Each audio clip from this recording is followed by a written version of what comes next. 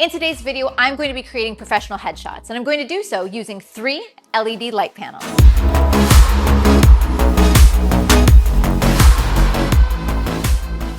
Hey everybody, Lindsay Adler here. In my professional work, all the time, clients request that I capture both stills and motion simultaneously. And this is true for so many different types of clients, everything from beauty campaigns to pharmaceuticals to professional headshots.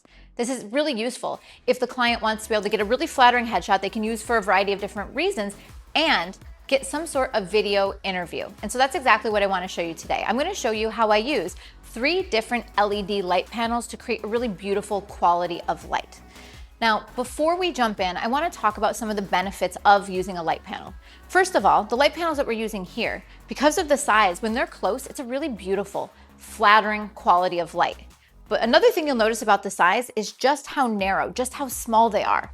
In fact, one of these tools is called the Compact 200, so it literally has compact in the name, and then the other one is called a Pavo Slim 120, which has slim in the name. So if you look, they're really, really skinny, they're really, really small, which makes them fantastic for shooting in small spaces, which is why they're really, really popular with content creators. If you're shooting in a small office or even a bedroom, you can fit them up against the wall in a small space and create a beautiful quality of light.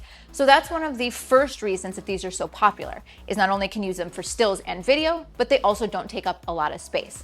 Now, the tools that I'm using here, they have a couple different variables that you might consider when you are picking up your own light panel. So first and foremost, the Compact 200B is a bicolor light panel, which means it can go from tungsten to daylight, so you can vary the color temperature. This is pretty popular and pretty common for what most cinematographers need for doing an interview. You don't need anything super creative, and so just being able to warm up or cool down the light is going to do the trick. However, I have another light panel here, which is the Pavo Slim 120C, and the C stands for color or full color. This light can be any hue you want it to be, and also any color temperature. This is going to allow you to have more creative effects, and what we're going to use it for today is to give us control over the color of the background. Now, why else would I choose one over the other? The Compact 200 is a standalone unit. It doesn't need any other things to function, whereas the 120C does work with a ballast. But the ballast is useful for a couple of reasons. Not only can it do full color, but you can also operate and control this light from an app. So just some of the things you might consider. Now that we've covered some of the technical basics, I actually want to build in my light setup. So first and foremost, we're going to begin with our first light over to the left-hand side of the frame. So this is the Compact 200. What's nice about this is there really literally is no setup. You put it on a stand and you're good to go, because it has some diffusion, some frosted material in the front, which makes it a soft quality of light. If you're shooting LEDs without any modification, so you don't have them diffused, it creates somewhat of a specular and less flattering quality of light. So this is good to go for headshots right out of the box. So we're gonna begin there, and then I'm going to build in, so we'll end up with 3 different lights. All right, now, for our headshot today, I'm going to be shooting with the Canon R5 Mark II, and I'm shooting with the 24 to 105 2.8 lens. I love this lens because of the versatility it gives me.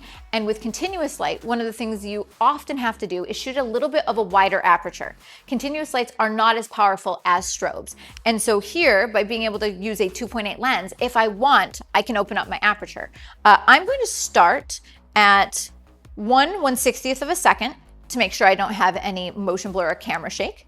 I'm going to shoot at f4.5 just to make sure the eyes back to the ears are in focus. And then last but not least, I'll be shooting at ISO 400. Now, because this is continuous light, it is what you see is what you get. So in my camera, I'm going to turn on my exposure simulation, which means what I see in the back of my camera is actually the exposure I'm going to be capturing, which is a lot easier to visualize than if you're using strobes. So I'll be able to get the exposure straight away.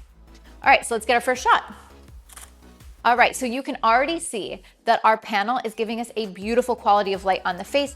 It's soft and flattering. And remember, the closer the panel is to the subject, the softer the quality of the light will be. So already it looks great. But as I look at this image, there are a couple of things I would say is missing. I think it looks a little flat. He's not really popping out from the background very much. So typically when I'm looking to add separation to the shot, I either light the background for separation, or I light the subject with a rim or hair light for separation. Or in this instance, we will be doing both. So I'm actually going to begin, in this case, with our hair light. We have the Compact 200B boomed out over the subject's head to act as a hair light. Now, obviously we're shooting in a studio, so we have kind of higher ceilings, but very commonly what people will do is if they're shooting in a bedroom or an office with lower ceilings, they will mount something like this directly to the ceiling itself, so you don't need the same sort of rig we have here. Now, how we are using the stand right now is we have a roller stand with a telescoping boom arm and a counterweight. So you can see how you could use this in the studio, but it would be very practical if you were doing a permanent setup for content creation. All right, so I'm going to turn on that second light. Another thing that's nice about this is that the 200Bs are they're bi-color. So if I want to perhaps warm up that hair light or rim light just a little bit, I can warm up the color temperature, which is exactly what I'm doing in this shot. Right now, my camera is set to 5600 Kelvin. So I set the color temperature of the main light to 5600. If I want the rim light or the hair light to be a little warmer, I can perhaps shoot closer to 4000 or 4500 just to give it that little bit of golden hue to it. All right, so what you can see is it is a beautiful separation on the top of his hair, and it's set to 4500 Kelvin for that little bit of warmth. Let's see what it looks like in our headshot. Beautiful separation, and I think if I only had 2 lights, I could absolutely shoot it just like this. However, I wanted to show you the benefit of adding one more light to the background. There's a few things you can change. So first and foremost, by adding a light to the background, of course, you can adjust the brightness. So if I want this to be a lighter beige or I want it to be darker, I can control that by the power of the background light. Now the tool that we're using for this one is the Nanlite Pavo Slim 120C. And so that C is going to become important because I can change the background to any color that I want. So for this setup, we're actually using a Savage Universal pecan background. And so if I only had a bicolor light, that would be totally fine. I could just light that and make it warmer or cooler based on the bicolor. But if I wanted to be able to have a full color setup, I could easily put this on a gray background or a white background, and it would give me that versatility. So let's turn on the background light. And right now, I'm treating it as if it's a bicolor light. We have it at a cooler color temperature, so it's a little bit neutral on that background. Now there's a couple of things I want you to notice about this light. First and foremost, it has a piece of diffusion on the front of this. This is something that comes with the Pavo Slim, and it just softens the light. Remember how I said that the LEDs can be a little bit specular unless they have some diffusion? So I'm almost always using that diffusion panel in the front. You'll also notice that it's on a floor stand because we want to create a gradient of light behind our subject. Right now it is set to 7500 Kelvin, which is a cooler color temperature. So let's see what it looks like when we add our background light. Do you see how that gives him just a little bit more glow, a little bit more separation? I think it makes the image have more depth. So if I have my choice, I really like this combination of 3 lights for that exact reason. Now, I mentioned already this is bicolor and we're shooting at cooler color temperature, but once I look at this image and I like the warm tones of the jacket and the skin tone, and I want this to be even warmer. Well, let's take that color temperature from 7500 Kelvin and make it much warmer. We'll go closer to 3200 Kelvin, which is a tungsten color temperature. All right, so you can see that we really were able to change the hue of the background just by adjusting the color temperature. I actually think personally, for my taste, I would like something in between the two. So we're going to dial it in, and what is fantastic is because these are continuous light, I can see it in real time. So I can adjust it until it looks good to my eye. Okay, so we ended up here with a color temperature of 5000 on the background. Now, looking at this, do I need anything else? I think it depends on the purpose of the image. If we're trying to go for something that's professional but also welcoming, maybe some shots where he's smiling, I think that we could probably use a little bit more detail in the shadows. And so I could use another light panel, but that of course requires us to have 4 lights. So what I'm actually going to do is I'm going to use a bounce reflector. I have that panel of that main light just kind of kicking light across the frame, so why don't we use it and bounce it back towards our subject? So I'm going to introduce a white reflector just to fill in the shadows and give us a little bit more detail. So as I look at these images, he still has that beautiful sculpting on the shadow side of the face, but the shadows don't fall to pure black. I have the detail that I want. So this for me is a beautiful headshot lighting setup. And what's great is then I can easily do a video where my subject is talking to camera. Maybe they're talking about their professional experience. Maybe they're doing a testimonial. Maybe they're talking about what it's like to work at their company. There's so many different ways that you can use this lighting setup. And I can capture stills and motion at the same time using the same space, the same gear, and it's just far more efficient this way. I'm just about to take his headshot, but I did want to remind you that I didn't really use the full color capabilities of the light on the background like I mentioned before.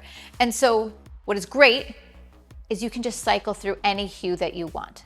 So if you wanted to shoot on blue screen or green screen, you can change the color of the background light to do just that. Or if there's a corporate color that you need to match, you can dial that in, whether it's on the app or done by hand. So this is yet another reason that this particular setup is so versatile. Okay, with that, I have dialed in what I think looks good to me. So let's get the shot.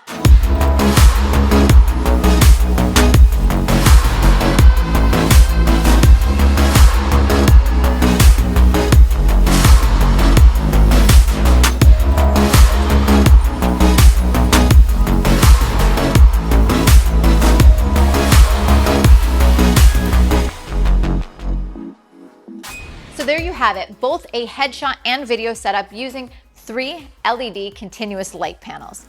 And remember, when you're doing this, it is so useful to use continuous light because it really is what you see is what you get. So if you are newer to shooting headshots or newer to photography or new to video, it's great because it's easier to visualize.